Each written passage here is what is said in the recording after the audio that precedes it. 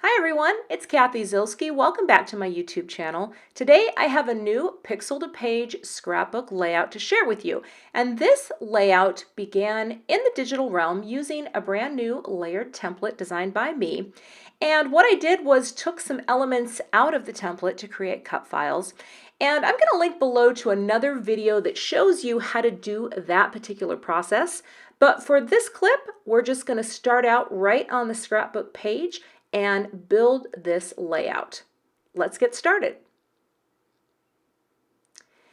This page was inspired by these two photos of my offspring, Aiden on the left, my daughter, and Cole on the right, my son, playing Ultimate Frisbee. And this is a sport they have played for years, and this layout is basically just my celebration of how much fun it has been to watch them play. So what I did was took my layered template and created my own cut file out of the title from the layered template. And again, I'll link to a video below that will show you how to do this if you're new to using layered templates to make your own cut files. But I thought it was kind of cool, so I cut out three from a Passionate Pink cardstock by Gina that I thought matched really nicely with this pink Paislee Turn the Page 6x6 paper pad. There's so many cute coordinating patterns on here. I just loved it. And so I went and cut out a whole series of little banners. And I'm going to be using these to create a border on the top and bottom of my page. I've also got some Doodlebug sprinkles that match. I've got my favorite dot runner. And here is the actual die that I used to cut out those banners. I love this set because it's all purpose for scrapbooking and card making. So let's get started and create this page. The first step was to add my journaling to the layered template, and then I printed this out on a piece of Neenah Solar White, the classic Crest 80 pound. It's a very bright white cardstock. Not only is it great for card making, but it's fantastic with inkjet printers. And I wanted to take 1/4 of an inch off each side of this white background. I love to make white layouts, but I think they benefit from having a little bit of framing margin space. So I picked out a cardstock that I thought would look really, really nice with this, and it's Gina K's Honey Mustard. And I just thought it looked really good with the pattern paper, and so what I wanted to do was have that margin.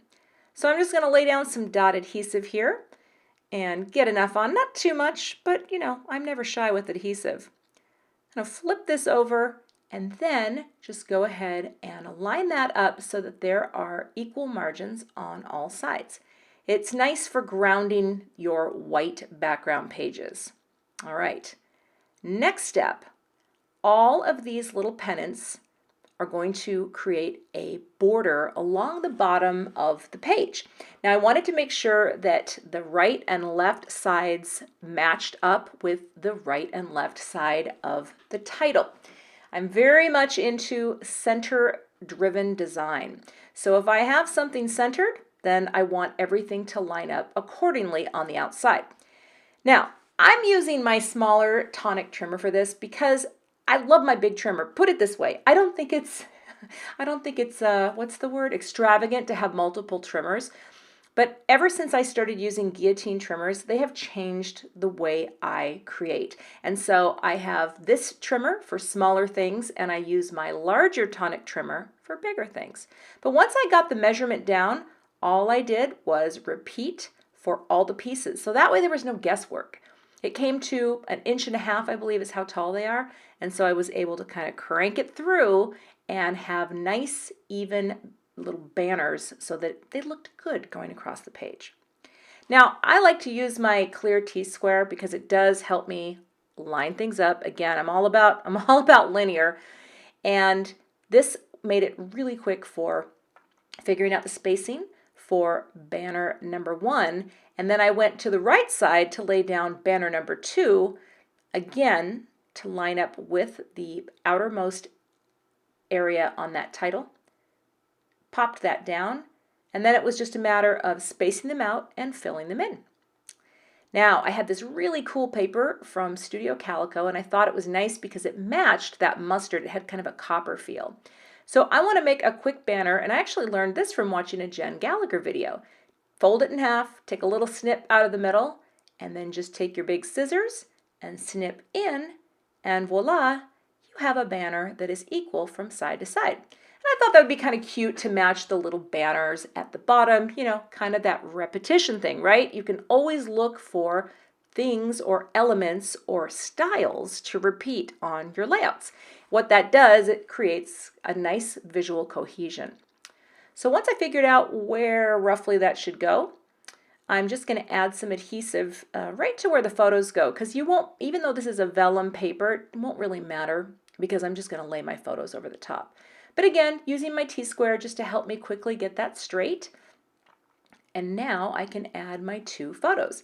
Another thing too is I converted these photos to black and white mostly because I wanted to use this pattern paper that I had ordered. And I know it's kind of girly, but I really wanted to use the products that I wanted to use. So that's something you can always do. If you have a photo and the colors aren't working with your intended product, let's say you just got something new, just like me, I had just gotten this pink Paislee stuff and I'm like, I got to make this work. So again, just because there's a boy on the page does not mean there can't be pink. Come on, we're living in the modern time.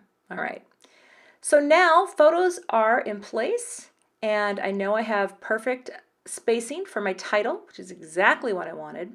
So next, I'm going to go ahead and take all the leftover scraps and cut out the smaller pieces that are going to mirror the border on top. So once I got one and looked pretty good, it was a really tiny measurement, so I just overlaid it on each leftover banner piece, drew a pencil line, flipped it over, cut it, and repeated. That was the quickest way I could do it, because sometimes when they're really tiny, it's hard to really have them stay in the paper trimmer. But once I had them there, went ahead, ran them across, and then I adhered them. I did do a little flip of some of the pattern paper just for some interest. But now I'm going to go ahead and use my spray adhesive to start stacking the die cut titles. Now initially I thought I was going to do 3, but once I got one down, I thought, you know what? 2 is good. It's a subtle dimension, right? It's not, you know, too much. I don't love bulky pages, but what I liked about this is when I put it down on the page, there was a subtle shadow, just very subtle. And I thought, yeah, this is what we're doing. So I have this little piece of ephemera from another pink Paislee coordinating kit. Just pulled out that butterfly. I really liked it. It's got kind of a copper finish. And I thought it looked nice again with, there's little bits of metallic elements in the pattern paper that kind of hard to see on camera here, but I went ahead, glued down my butterfly, and now I'm going to add the adhesive to the back of this. I'm going to do that off camera, just spray it into my big old pizza box, and now I can glue down the title, just like that. And I'm just going to put an acrylic block on top, press it down just to really let that adhere well.